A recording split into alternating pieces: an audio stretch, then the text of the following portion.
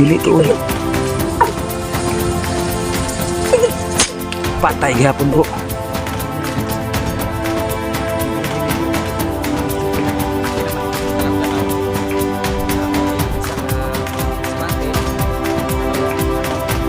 Yung scoop napasukan ng tubig. Ay nako. Imbis na ibinalot ko pa sa plastic para siguradong hindi maulan na. Ay. Grabing pagkamalas mga kapulso. Kahuli nga tayo ng pang-ulam kaunti pero grabe talaga yung ating struggle.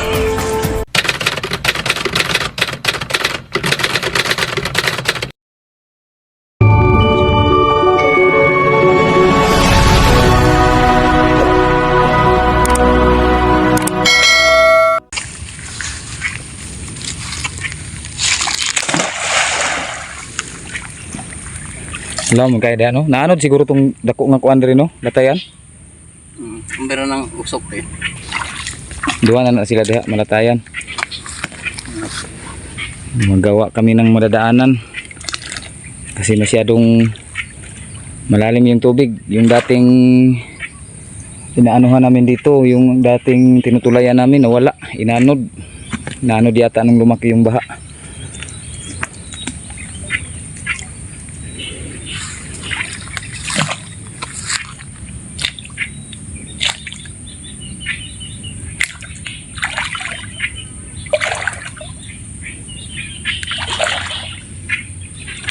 Na. Hello mga kapulso. Isang napakagandang araw na naman po sa inyong lahat. Bali araw ngayon, araw ng linggo. Kahapon nakadali tayo ng dalawang kanugtog doon lang sa malapit sa amin. Pero ngayon pinilit na talaga naming puntahan ni bro itong spot namin, yung dating spot natin na kung naalala nyo, yung mga nahuli natin noon, yung mga yung mga kaalaw danaw at saka yung mga kanugtog din dito. Saka sinasabi din nilang may mga wild blank din dito. Oo. Masyadong malalim nga lang mga kapulso pero pinili talaga namin, talagang nagbasa kami. Hanggang bewang yung tubig bago makarating dito. Yung ibang mga tulay naanod. Tatlong beses akong naghubad ng ng shorts. Bahala nang mabasa yung brief. Basta wag lang yung ating mga gamit. Stop over na lang muna kami dito sa may mga kapulso, sa may puno ng mangga. Kasi dyan sa likuran, andyan na yung iispatan namin, yung dating ispat namin. Sana andyan parang kura namin, saka sana hindi rin inabot ng tubig. Kasi tanghali na rin, kaya nag-relax na lang kami muna dito. Saka dito na kami kumain ng tanghalian. Sabi, inabot kami ng tanghali sa pagpunta dito mga kapulso kasi napakalayo talaga at saka napakahirap noon. Kaya naming lakarin ito ng mga 1 oras lang. Pero ngayon talagang pahirapan. Grabe yung aming pinagdaanan kanina sa daan. Talagang pinilit na lang namin mga kapulso kasi sayang din. 2 araw na kasi yung day off ko ngayon sa trabaho kasi pag Sabado wala na akong trabaho, gawa ng yung kumpanya namin walang project ngayon mga kapulso, kaya dito na lang tayo babawi sa paghanap-hanap ng pang may ulam-ulam para sa pamilya natin. Ayan si bro, kumakain pa. Ako tapos na akong kumain mga kapulso. Yung aking mga damit sinampay ko muna kasi basang-basa talaga, naghalo ang tubig ng tubig ng baha at saka tubig ng aking pawis. Ayan yung paligid mga kapulso. Ito, dadaan pa kami dito. Another basa na naman kami niyan pag baba namin dyan. Yan muna yung aming mga gamit, pinarelax muna. Ayun mga kapulso, andito na kami ni bro sa taguan. Kaso natagalan pa kami ng konti bago makapag-set up mga kapulso kasi tingnan nyo, inabot pala talaga ng baha itong taguan namin. Kaya ang ginawa namin, gumawa na lang kami ng isa dito. Ayan, bali 2 kwarto na yung taguan namin. Yung isa kasi basa, kaya hindi tayo wala tayong mauupuan dyan. Kasi hanggang tuhod yung tubig. Tapos dito, merong may dito, medyo hindi inabot ng tubig na kunting lupa na lang talaga hindi inabot. Kaya na lang, in-extension na lang namin ba. Lagyan na lang namin ng extension mga kapulso. Nakadali na pala kami na mga kapulso ng isa habang papunta na kasi kami dito nung matapos kaming magtanghalian. Pagdating namin doon sa may dulo ng Katambuan, pag silip ko dito, may mga nakaagad akong nakita, mga kalaw danaw. Ayan mga kapulso. Ang layo nito tinira ko mga kapulso, mula pa doon sa dulo ng Katambuan at dito lang siya. mga 70 meters. Ayan, nadali ko na tinamaan yung kanyang spine kaya hindi na siya makalakad. Bali the place lang yung tama sa kanyang spine pero talagang hindi na siya makalakad. Ayos, kakarating pa lang natin. Kakarating pa lang, nabigyan kaagad tayo ng reward sa ating hirap sa pagpunta dito. Oras nga pala mga kapulso. Kapulso. Alauna na po. Alauna na. Tingnan nyo yung ating reko, malalim pala. Tingnan nyo yung ating pag-iispatan mga kapulso. Ayan. Noon yung tubig hanggang dyan lang noon. Ngayon dito natin kuha yung mga kalawdanaw noon na long range nating tinitira. Ayan, doon lang sa dulo ng mga posting yan mga kapulso. Ayan. Shout out nga pala dun sa basher natin na si yung pangalan isa din siyang hunter. Si Idol Hari ng Sablay. Ayaw niyang maniwala dun sa mga long range na tinitira natin mga kapulso kasi daw wala tayong range finder. Masasabi ko lang po sa iyo Idol, kami kasi kahit noon pang put pump pa lang ang ginagamit namin, matagal na kaming hunter mga kapulso. Ano nga lang yung sa scope, hindi kami medyo talagang magaling sa scope dahil noon naghunting kami, put pump lang talaga yung ginagamit namin ni bro. Ngayon nabigyan tayo ng grasya na magkaroon ng mga ganitong unit kahit na medyo hindi naman talaga ito yung napakagandang P50. Taurus 2K lang po ito mga kapulso pero nakakatama tayo ng malalayo sa kadahilan ng marunong po kaming mag-estimate mga kapulso. Kahit nung put pump pa lang yung ginagamit namin noon, nakakapag-estimate talaga kami ng aming mga tinitira, yung mga long range, nakakatama talaga kami. Kasi kung totoong matagal ka ng hunter, Idol Hari ng Sablay, hindi na maano sa'yo yan, hindi na mahirap sa'yo yung estimation. Kagaya nitong area na ito mga kapulso. Pakita ko sa inyo, ayan, kita nyo ba yung mga poste na yan?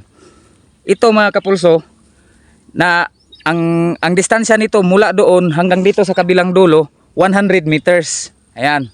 Tas doon din, hanggang doon sa kabila, 100 meters. Kaya nasa isip na namin, alam na namin kung anong layo. Kung hindi pa umaabot doon sa poste na yun yung aming tatargetin, nasa 90, 80 to 70. Kahit sinong hunter naman kahit sinong hunters naman siguro alam yan. Ewan ko lang dito kay Idol Hari ng Sablay, bakit napakaano niya, parang nakikipag-away pa siya doon sa comment section sa akin. So ito na po kayo, pasok na po tayo. Pahirapan talaga itong ating ngayon mga kapulso. Ano? Yung dating uupuan ko, matubig na. Oo. Yung to ng bus gani. Ayan. Bali dalawang kwarto na ito mga kapulso.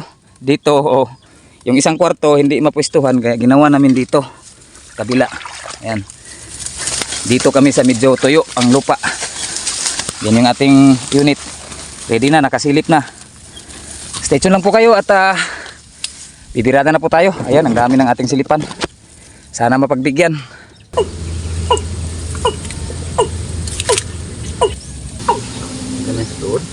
Dili tuod na. Ito ta, nawa na, lakaw na. Nawa na.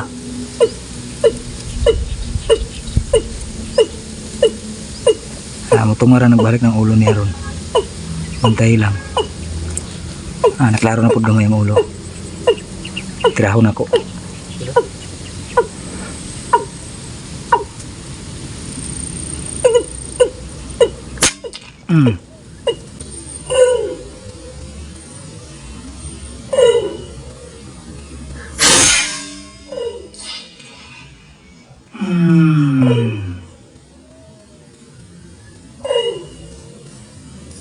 Patay bro, kisi-kisi bro.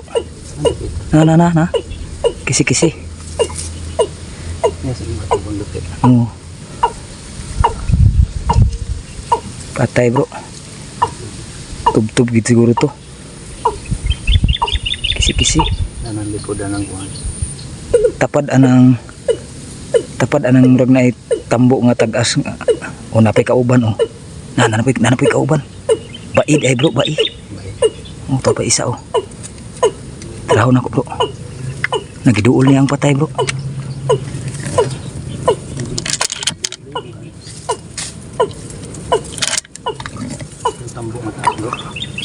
Dapit anak. Katong tulura ka buok nga tambo nga tagas. Nang isa Tirahon ako ng isa ha.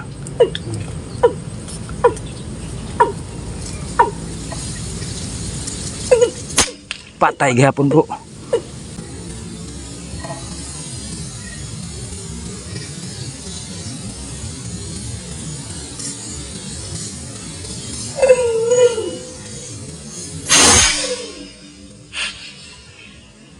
Patay gihapon bro. Lintik ba? Patay gihapon bro. Lagi. Oh.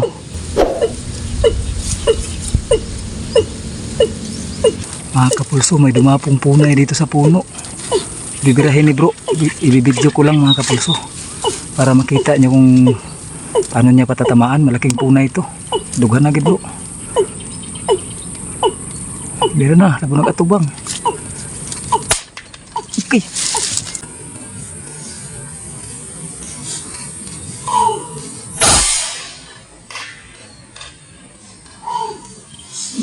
Okay.